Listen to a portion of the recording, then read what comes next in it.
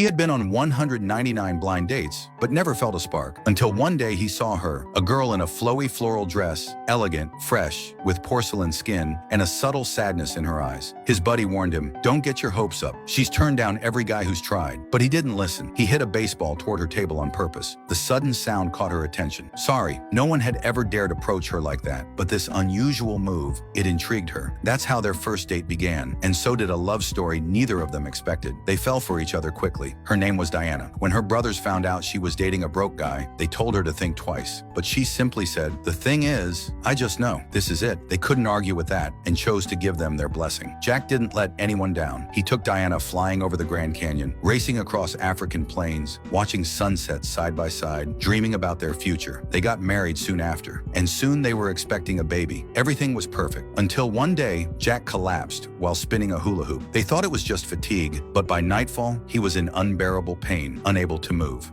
His friend rushed him to the hospital. Doctors tried ice to stimulate a response, but he couldn't feel anything. "He's crashing. We need to get him on a respirator." The next day, Diana arrived, pregnant and anxious. She tried to stay calm, but her eyes couldn't hide the fear. Just last night, her husband was full of life. Now he couldn't even say, "I love you." Doctors diagnosed him with a 1 in 10 million paralysis. Only his head could move, the rest of his body completely numb. Even breathing required a machine. Diana, holding back tears, asked, "How long until he recovers?" The doctor shook his head. "The paralysis is irreversible. A good respirator will keep him alive. For a few months, maybe." She turned away and silently wiped her tears. Everyone urged her to walk away. "Let him go," they said. "He's already lost everything." She nodded, but in her heart she had made up her mind. She would never leave him. She raised the money to move Jack to the best hospital. Soon after, their baby was born, but Jack didn't smile. He believed he was nothing